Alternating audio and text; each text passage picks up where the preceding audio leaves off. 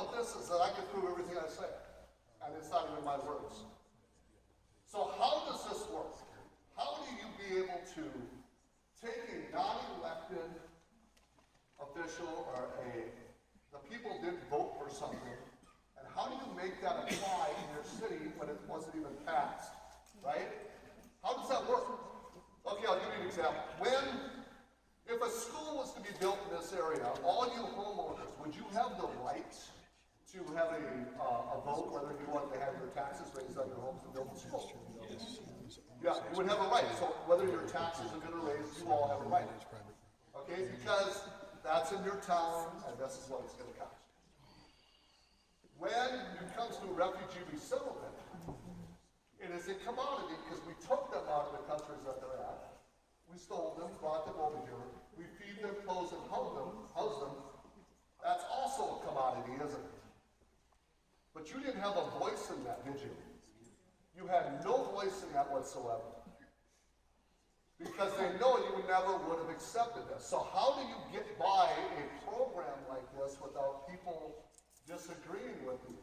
Well, you have to do one thing only. You have to bypass the 10th Amendment. You have to bypass the Bill of Rights. Because the people would never accept this. So how do you bypass the Constitution? How do you bypass the Article 6, Section 1, which is the free law of land? How do you bypass it? The only way you can make this program work is you have to go to an invisible government, an outside source, to be able to put programs into play without you ever being able to argue. So, the State Department brings in a whole bunch of refugees, and they bring them onto the state, and then you say to your mayor, hey, why are we having all these problems? And I want to know the audits, I want to know how much this is costing me. Your mayor says, I don't have it. It's a government issue. You go to your state senators, it's a federal issue. You go to your congressman, it's a federal issue, even though the congressman has the power of the purse, right? Article 6 and Section 8 is the power of the purse. Then you go to your governor, he tells me right to my face, if you don't like it, you get the hell out of the country, out of the state, right? He said that's a federal issue. So I have no representation in this whatsoever, but yet I'm taxed on that in my own community and my own county. I'm taxed on something, and what does it say under the tax code? Taxation without representation. You have to have a representation when you're taxed on something. That's the law. But they won't tell you how much it costs you to have this program into play. So how do they do it? How do they put this in play in your state and your city? The State Department bypasses the people, gives the authority to 9 VOLAs, voluntary agencies or contractors. They contract for the federal government. These agencies are paid very lucrative dollars. And in some cases, I'm going to show you a chart, in some cases 97 to 98% of their money comes from the federal government. Your tax dollars. So is that humanitarianism? If they say that they're doing this for humanitarianism? No, it's not, because they're getting our taxpayers dollars. I have a question though. Yeah. You know, this is a good point you're making about the taxation without representation. I mean, I completely agree with that. But there are books, you know, there's bookkeeping. And so if you go and look at the bookkeeping and have outside auditors come in and look at that, good point. It will show where the money is going. Great point again. When do we get to see the books? So here's what happens. So she just brought up, so we tried to do this, right? And St. Paul, we went to our Never get to see it. They did a whole PowerPoint. Nope, can't do it. Would not do it. We went to the city council. It went national. Went national with Jeff Johnson. Yeah. They wouldn't do it. We went to the state. They won't do it. They won't give you the numbers. Yeah. You know why they won't give you the numbers? They don't have it, because secondary migration is killing Minnesota. That's right. They don't know. They actually don't know until 2020 census even how many people are even here. So they don't have the numbers. We can't get it out. You ask. Keep going after it. Yeah, keep going. This girl right here, she went through this. We've had multiple people, as city council members, state representatives. We have tried everything to get these numbers, and they refuse to do an audit for us. And this has been going on for 2 years. It's been in the front page of Minneapolis Star Tribune of what we've been trying to do, and we're getting nowhere. But it's a good point, though. Again, We ain't get it. So how they do that? They have to bypass the people. They have to give the authority to what? They have to give the authority to foundations, non-government organizations. So if you have an argument about how many refugees are in your city, well, they say we don't know because Luther Social Services is handling it. We go to Luther Social Services meetings and they block us out. They won't even let us in the door. We actually have a picture of that with the gardener. They won't even let us in the door. Yet they have quarterly meetings. They won't even give us the information. I sat down with them though. I did get a private meeting with them, and they have no idea. They say it's out of our hands. It's a federal issue. All we're doing is just facilitating this. So they put them in the power. Your politicians say they have no authority over this. The NGOs say they only facilitate it. So the government's still in control. Taxation without representation. That's how they did this. They bypassed the people and they taxed you on something that you can't have anything to do or argue with. That's what's so great about this government shutdown. You know why? Because they're shutting down all food stamps.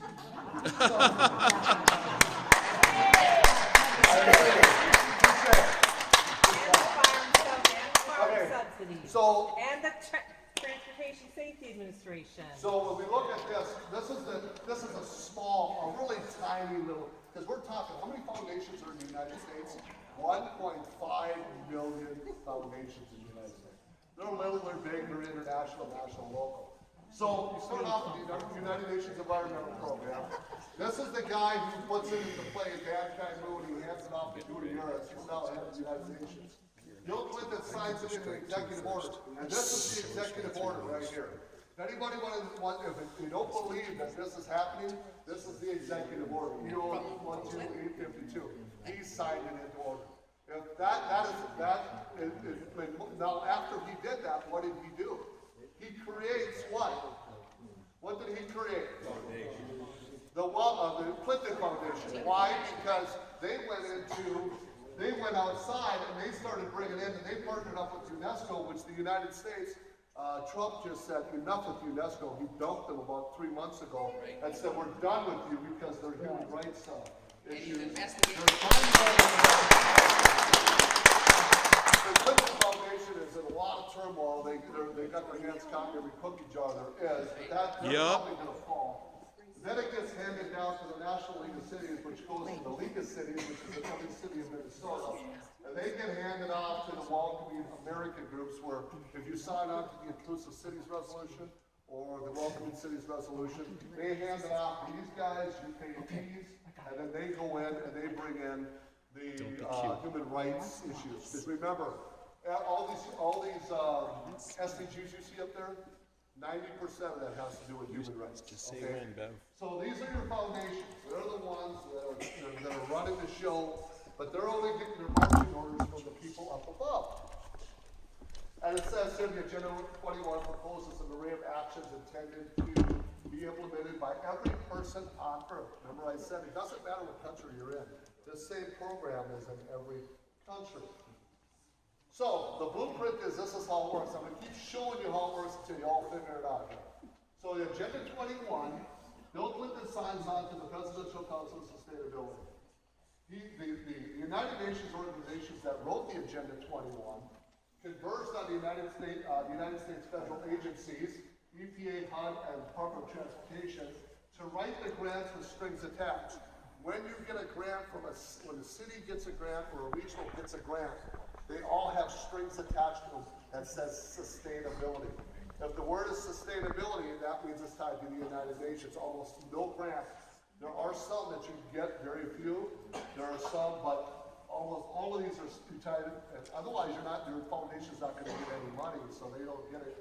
So they converge on these agencies, and they come down and they go to the state and sustainability planning, the state and local level. And then they work with America's Planning Association, which is run by the American Progressive Planners. Okay, so that should tell you right there who these guys are. And then Italy works right along with the United Nations. They are in every city. They help write the Green Steps program, which is in all the cities in Minnesota. Or not all the cities, but the Minnesota Green Steps program. And they help write that. These are probably, if you had to say, the most catalyst is the ones for change. These two are probably the worst of all. Anybody that you see. Okay. So that's all. So if you don't do that, and let's say you take a grant and you don't stick to the rules and regulations of that grant, they can take that grant money away from you and they can sue you. They can sue the city and take the grant money back. So that's how that works. So if a city doesn't take a grant, or let's say that the city was somewhat involved but they wanted to back out of it, well, here's what happens. Should a community or state refuse to participate voluntarily, local chapters and NGOs are trained to go into action. They begin to pressure city councils and county commissioners to accept the grants and implement the policy. Should they meet resistance, they begin to issue news releases telling the community their elected officials are losing millions of dollars for the community. The pressure continues until the grant is finally taken and the policy becomes law. So if you wanted to put maybe a park in your city, the only way to get that park is to get a grant maybe from the Rochester Dale Foundation or no foundation, but you refuse because there's sustainability ties to this. They'll go to the newspapers, and the newspapers will call you a racist club because you have a bunch of people from over the border that of like one particular sport like soccer, and now you become a racist. They attack you through the racial aspect of this, and they will attack you that the city is losing money, and they will go at full board why, these city officials are rubber stamping. And when I say rubber stamping, they're not the ones that got the grant. The NGO got the grant and sold it off to the city council. The city council probably just didn't say they didn't want it or they took it. So I'll give you another way. The regulators, the DOT, the Department of Transportation, the EPA, the regulators, they hook up with the State Department, they go to the stakeholders, which is the big businesses. Remember I told you Waltz and Arnie Carlson went to 30 of the big businesses or 30 of the foundation. They work with him. They then go to the county and the city and the regional, and they work with the nonprofits, and they get the federal money. And this is how they do it. They work around you. None of this is voted on. Has anybody in here ever voted that, hey, we're going to get grant money from Cornell Foundation? Nobody's ever voted on it. No. Because this is all done behind the scenes. Mm-hmm. Everything is done in the back door. And then they come in, they'll say, hey, big news release. We just got millions of dollars. We want to build a new YMCA and this and that. We're going to get $150,000 from this grant. And the whole city goes, oh my God, this is wonderful. You guys are God. Well, they didn't do it. They just rubber stamped it. They just got it from the foundations. Right. But the strings were attached to them. If the strings get broken, things happen. Austin's a perfect example of that, because they've been doing that like crazy over there. Where? In Austin, the Oh, foundation. no, they're foundation, the leader. Once Jordy and those guys died off, and they got all that money that those guys, and they're spending on Austin to make it, it's all. Oh, I know, again. they got $250,000 for a soccer field. I mean, I can just go out. I know. They got Well, that's why they raise their taxes up 16%. Right, yeah. Okay, so here's, these are your 501c4s. Now, you guys know the difference between a 501c3 and a 501c4. These are foundations at the higher levels, they get grants. A 501c3 cannot lobby, or not supposed to, lobby with the federal government. They can go out and disperse money like the Santa Claus and put programs in your town and they can do a lot of different stuff. But they can't really sit at the table with your politicians. But a 501c4 can. A 501c4 could sit right there at the United Nations level, write policy, put that policy into play, and then work right with your politicians, and then they could write it up to politicians, rubber stamp it, and then it goes through. That's the difference. These guys can actually write policies, and they're not even elected. Mm-hmm. They're not elected people. Okay, so there's what you're seeing this, and this is the one they worked at the United Nations level, converge your way down. So I'm bringing this home to you, I'm getting closer. So in Rochester, I just went back one page, you notice that this one here, the Environmental Defense Fund, well, Rochester brings in a college recruit, a college graduate, and he comes in here and he creates this program and laid down the foundation for establishing a sustainability office. Where does that come from, right? The Agenda 21 for Rochester position the city for a smart growth. What's smart growth? Smart growth is smart streets, smart highways, smart house, smart meters, smart telephones. He goes in and he starts to build because you guys, for 50 years, 60 years, 70 years, are not smart enough to figure your way around the city. And this young kid, 22 years old, is going to come in and teach you that you weren't smart enough in your past. Technology is the way to go. And I'm going to your city. So empty buses. Now, if you look at the money that these foundations made, just in 2008, Empty buses, real smart. That number right there. And look at what their income is, 122 million. So when did they bring him in? What year? What year This is is it? this past year. Oh, this past year. Yep. So he just knew. Yep, he's new. So this is what they call smart meters. So what they're going to do, remember, Agenda 21 is primarily about carbon footprints. You're driving too much, you're using too much electricity, you're using too much water. If you use too much water, they're going to regulate you. If you use too much, in the state of Oregon, they're now taxing you for every mile that you drive. Did you know that? If I drive 20 miles, I'm taxed per mile. If I smoke too much cigarettes, you're taxed on a cigarette, right? Heavily. Well, that's what they're doing. They're taxing you, and they're going to start taxing you on how much water usage, and it's all going to be determined by these smart meters that they're putting in your house. Have you ever heard of Alexa? The new thing they're putting in cars and home, it's on TV all the time right now. Alexa, turn on my telephone. I'll be home in 15 minutes. So turn on my water. Alexa, I need to take a shower. Turn the shower on. Well, Alexa is now monitoring you, and it's knowing how much water, what time you leave your house, what time you come home. Did you leave your electricity on all day? Are you a pig in using your electricity? Are you using too much of a carbon footprint? Are you driving too far? You know, it's just all that. Every time you do this, and you get onto Alexa, smartphones, smart TVs, all this stuff, they're monitoring your footprint. Every time anybody got a smartphone in here? I will never have a smartphone. Ever. Because they're monitoring you. I will never. I will just never. So this is what they're doing in all these cities like Rochester. Again, they're trying to take away your driving habits. You drive too much. That's why they're doing stack and pack housing. In these houses, you'll notice all these complexes going up, and below that they have a theater, and they have a restaurant, and they have a park in the middle, and all that, a playground. That's all stack and pack. They're trying to get you to move to the inner city and move off the rural land. Because why? Because 50% of the land has to go back to its natural state. That's according to Agenda 21. So get it. And also, according to the agenda, 55% right now of the GDP comes from the inner city. They're trying to get that to 80%, trying to get everybody to move to the inner city because the GDP, they want to get it up to 80% of the GDP. GDP is about 18 trillion, and 30 billion of that goes out to 0.07% of that goes out to other countries.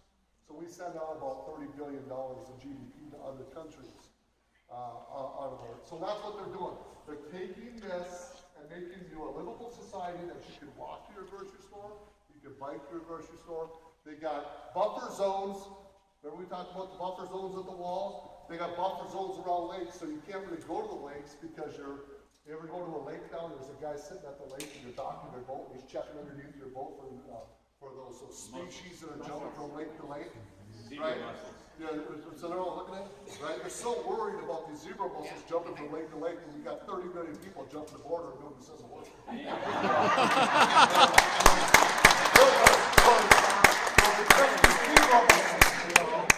I don't watch those zebra mussels. Asian carp. So, but anyways, so this is what they're doing. They're going to smart growth, smart cities, so on and so forth. So I'm bringing it home. I'm getting closer to you guys. So Rochester, they, again, what does that say? Comprehensive Plan 2040. Every city has a comprehensive plan. Oh, yeah. And the comprehensive plan says in Rochester, they had a 2020, 2030, 2040. They're already working on 2050. By the way, this program that we're talking about, the United Nations, anybody have an idea how much this thing costs? To put this in the program? Just an idea. Well, anyway, I'll just $45 trillion just to put the program. What? The United States spends $7 trillion. $7 trillion we invested. $7 trillion. we invested into the Agenda 21 more than any other country. We also have the largest GDP than any other country. So anyway, so when you get to anybody from Rochester, a couple people from Rochester, okay, so I heard this last time. So when you get to Rochester, they're doing a comprehensive plan. Now you got to understand who runs your cities. These are your invisible governments. So in your government, you have a mayor, right? We elect a mayor. Yep. We elect a city council, correct? Now your invisible government comes into play. Because we're getting so far away from government that the politicians don't have time because the culture is getting too big to be able to handle. So it's getting bigger. So what the mayor does is he appoints people into these positions, a task force. And so these people run the roads. This one runs. This is their big seat. He runs your Green Steps program. This guy here, Mohammed, he runs your transportation. They run these different programs, but you never elected them. But they're the ones who run the city. Especially this guy. You want to talk about a guy who has probably more power than the mayor. That's the guy right there that has more power than the mayor. Because he creates the Green Steps program, and then he sends it off back to the city council, and the city council stamps it. Who elected the Green Steps program? Nobody. But he creates these programs. Get to learn the Green Steps program. This guy runs it. And then you got all the others. So these particular, this is his advisory board that he puts into place. Inside them, you've got a whole people below them. So this is the guy you got to watch in your city, in Rochester. You gotta watch Mayo Clinic. So now this is the Green Steps program. The Green Steps program is basically the carbon footprint. This is about your safe streets, the lights. You know, you have to change out your lights, your roads, your parks.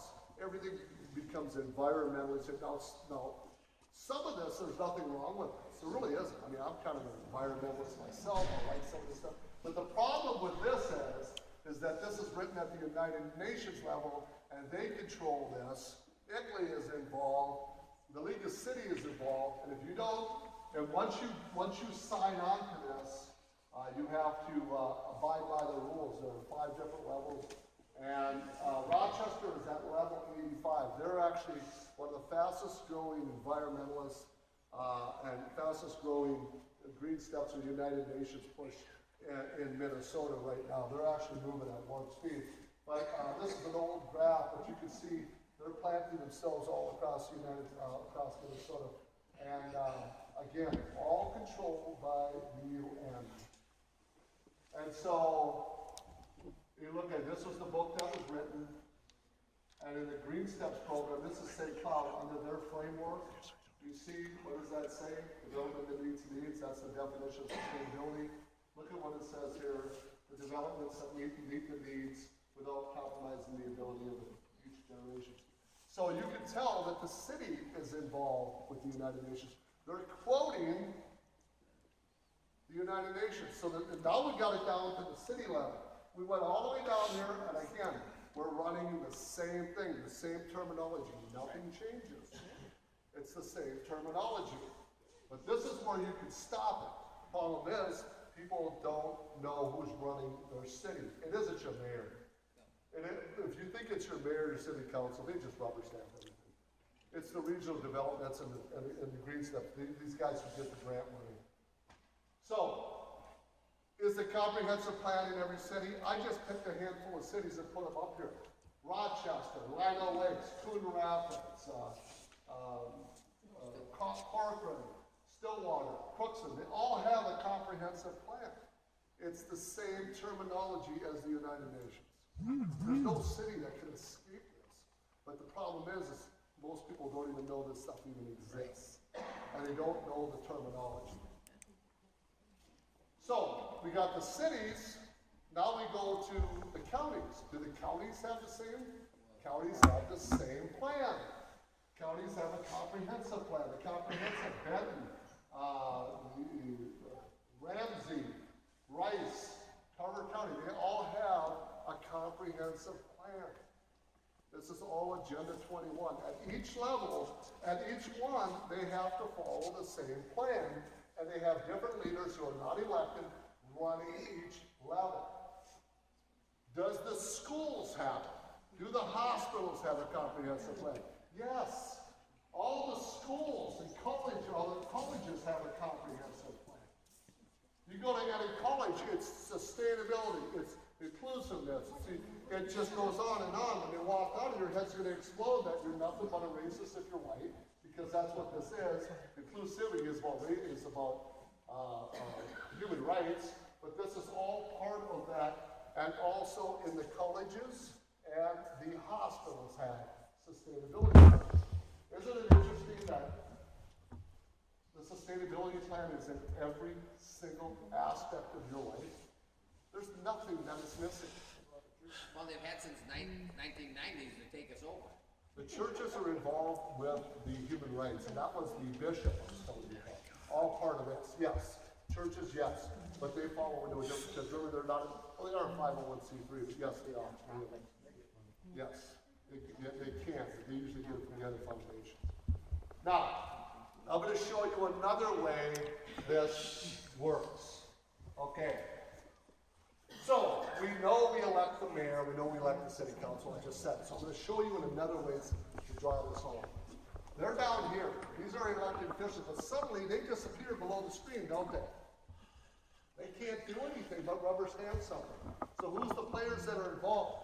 Well, they have an umbrella under each level. Under this level, you have the planning commissions. That's the 7 people I just showed you about with the Green Steps program. Every city has a planning commission, or something close to it. And every planning commission, certain cities have, St. Cloud has 22 different commissions that were not elected into their city. Wilbur has 23 positions of commissions not elected. Yes. Well, my question is, when I go to the voting booth to vote, I want to vote for people who I know where they stand. And if I had to vote for every single commission or need that there was, I would never be able to get educated enough on those different people and their sides of the issues to vote. I have to be full-time doing that. Isn't she wonderful? Because she answers our questions, doesn't she? So Because you know we have an invisible enemy. So you are answering all the right but questions. you have to have somebody who understands the topic. Exactly. Who's an expert in Do the we- topic, okay, so do we- making recommendations. Do we have a Mr. Parrish in the audience? He understood everything.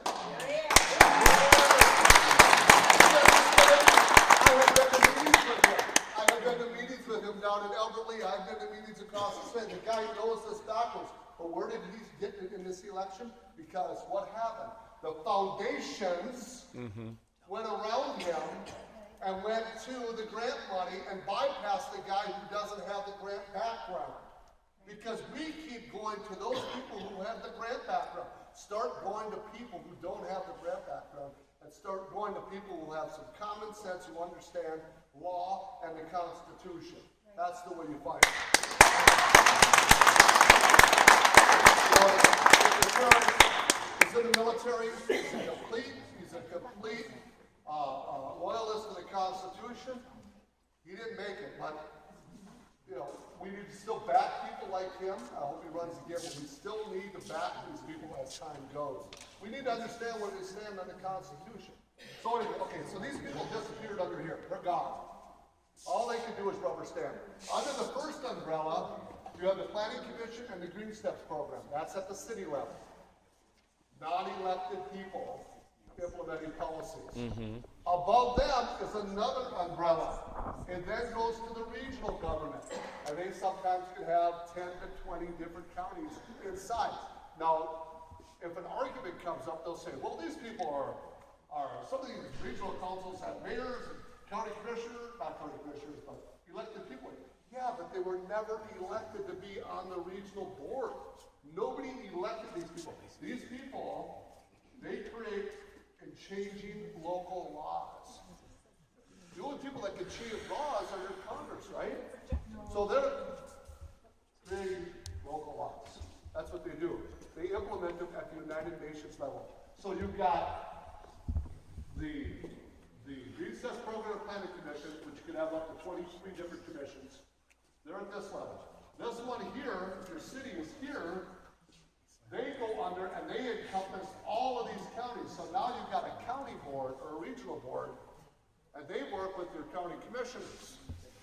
And the county commissioners act like they're mayors, and they stamp it off because they apply for the grants. And then above them, you get into the sustainability movement, the 3 E's, and you start getting into the agenda. And they all follow this different level.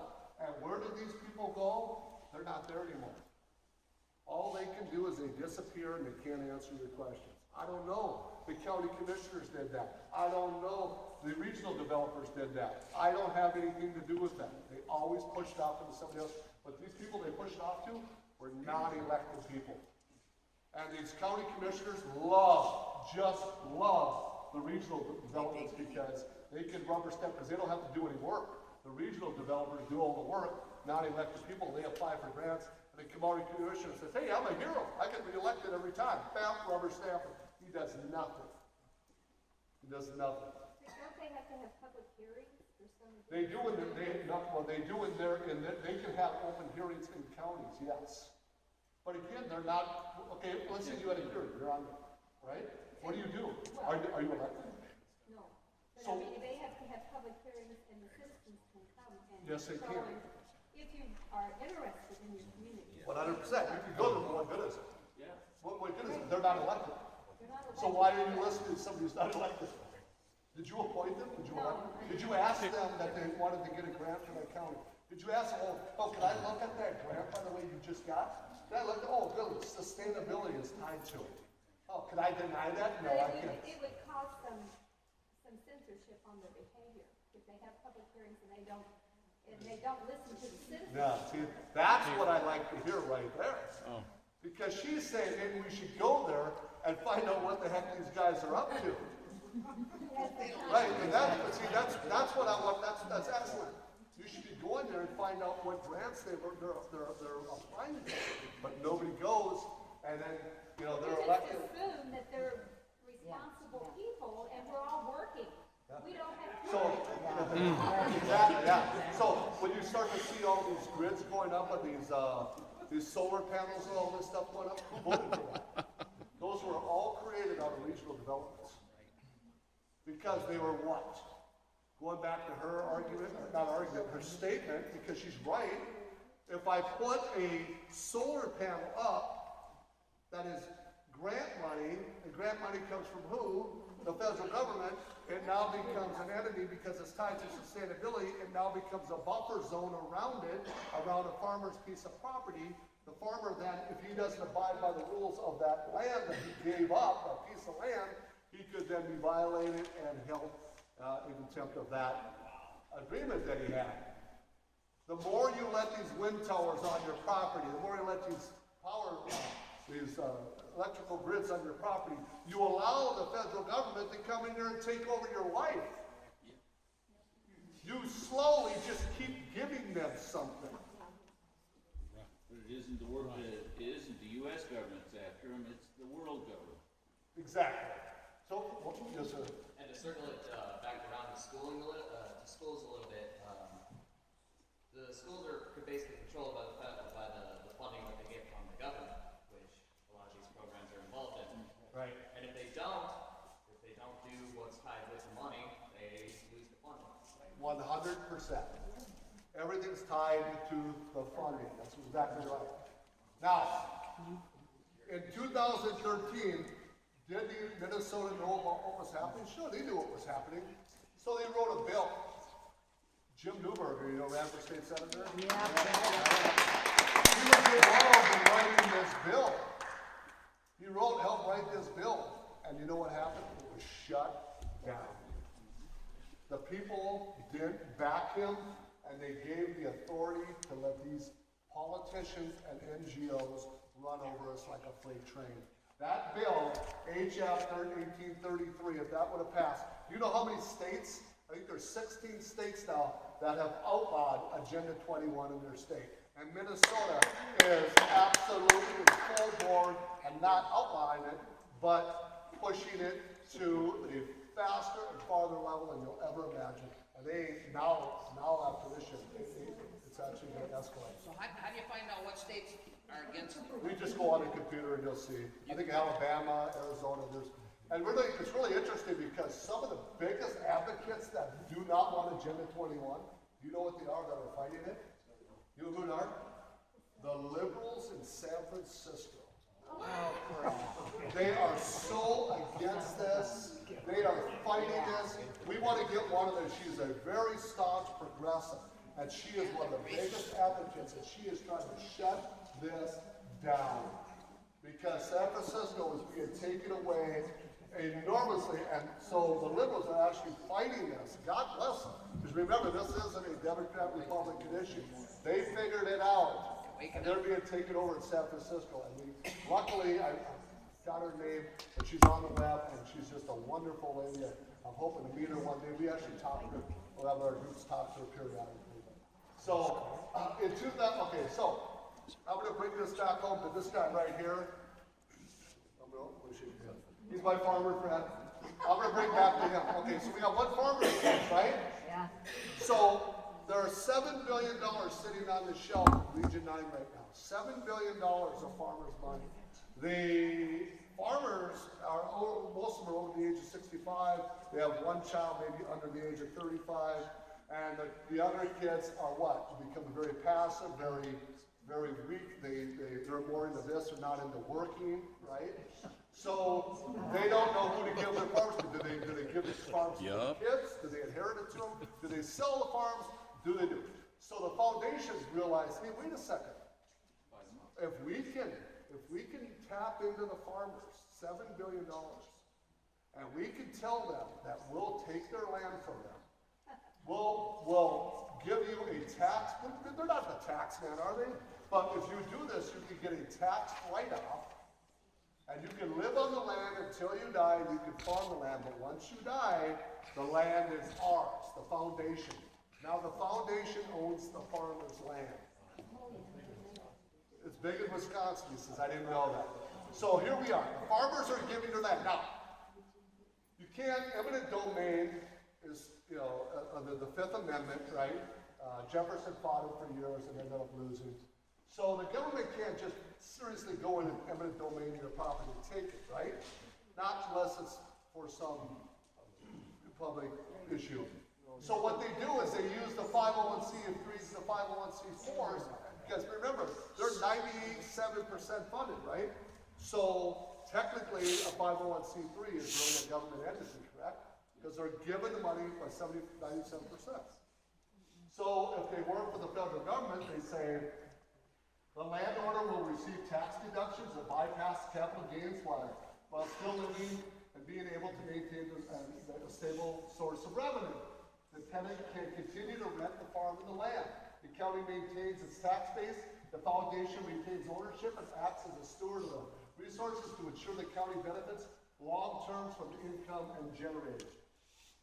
So look at the counties. Does any of these counties look familiar to you or cities? Wow. Look in here. These foundations are converging on these elderly farmers. I say that with respect. They're converging on the farmers that if you do this, you can get a tax that you can live on your land, and then once it's owned by them, they can take that money and converge on your city with millions and millions of dollars. And it says, in this area alone, there's $7 billion for the taking. And they are going to come after every one of you farmers. And they're going to come back and they're going to take it. And once they own the land, the government technically owns the land because 97% of that money comes from the government. So the government technically owns the land through a backdoor way, bypassing the 10th Amendment, right? States' rights, bypassed it, and they own the land.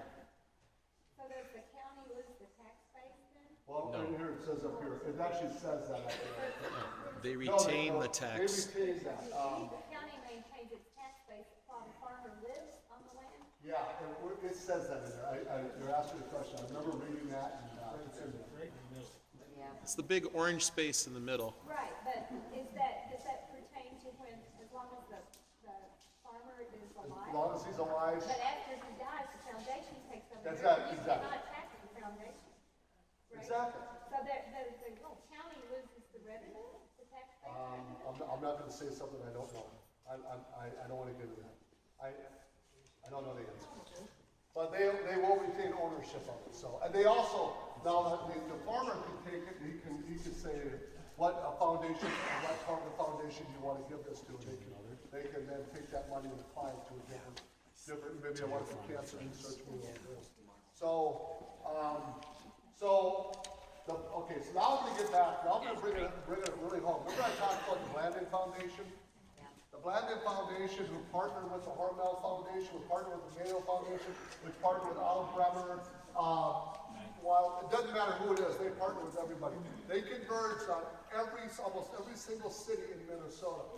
And they apply and they ask you to come to their retreat so they can create, and it's really interesting because if you look at their website, it says they only go into cities of color.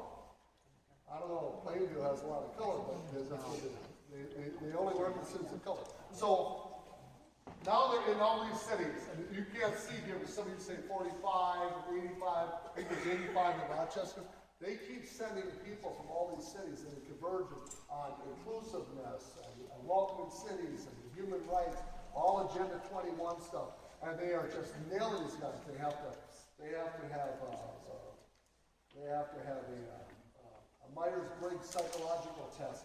And they usually ask people who are leaders of the community, doctors, mostly progressives, mostly women, because they're looking for people who work off of feelings and not more logic. But they're looking for these people. So if you look at this, where they converged on all across the state, this was written in Plainview. This was just written, how many are for Plainview? Okay, how many of you know that Blandin Foundation just applied and they just put out the new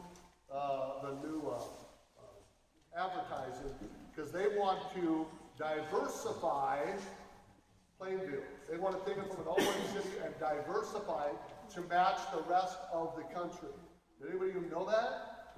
So in about 5 years, when these conversions happening, and this was a letter written to Clarissa, it says that the Blandin Communication, they just applied for it. So once these people get into place, they're going to start putting programs for 501Cs to converge on their city, and they're going to start changing things in their city without your approval.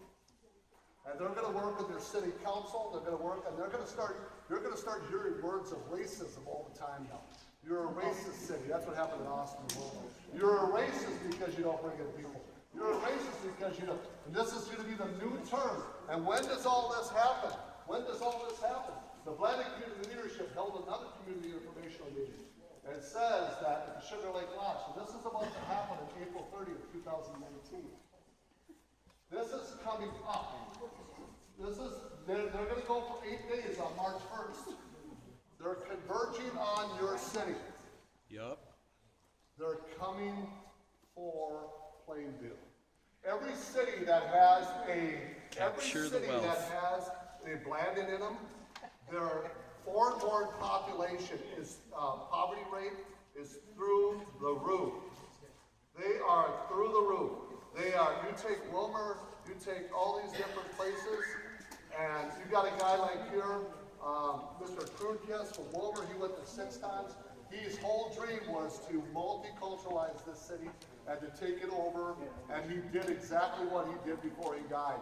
He wanted to see the city completely a different color, away from what he wanted. He saw his dreams. The guy, the mayor of Long Prairie, said his dreams came true when he seen the city go from all white to multiculturalism. Bonnie Reeves, the Hormel Foundation, said that. Tom Steve, or who was the mayor of Austin, Minnesota. Tom Steve, the mayor of, I talked to all these people, except for Bonnie Reeves. They were happy to take these cities and get rid of you white folks and replace you. They are the good replacement. They are happy they can get this. I went to speak at Long Prairie when the mayor found out that I was coming. You know what he did? He shut down the Legion Hall. He shut down the Legion. He didn't want anybody to know what he did. Really? Anybody to know what he did. They shut me out. I ended up going out to outside a town like this. We had 350 people show up and they found out what he did. These are the people. This is a Wabasha. These are the people that have already been. Anybody from Wabasha? These are the people that have already been to the Blandon Foundation. They're held. This is the mayor right here at Wabasha. These are the people you have to watch for. These are your progressive, big time ones that are going to go in there. They're the ones that are going to make the changes. These are your dentists. These are your doctors. Big They're the money. ones that are going to make the changes. This is Lake City. Anybody from Lake City? Okay, this is your Lake City. These are the people that are going to now, they are converging on you, and they are coming back in 2 months to do the next sessions, and they're going to be backing up, and they're going to be taking over so this is all the people. The one you really got to watch for here is this one right there. She is an attorney lawyer. She is for refugees, for immigration. She's an activist. She is she wants to. I don't know. I shouldn't say that for sure, but I'm just throwing that. Got a lawyer. So she's very involved in this, and she loves the. She's well informed. Yeah, I'm not saying that she would. Some people fall off. Red Wing is coming up. Anybody from Red Wing? They're coming up here this month. Red Wing is coming up here this month. So all around you, you are being hit heavily by the progressive movement that's going to come to your city and do what they did in Austin, Minnesota. And they're going to do it. Okay. So in Winona, this is the United Nations picture, and this is Winona. This is the United Nations picture, and this is Winona. Do they look similar?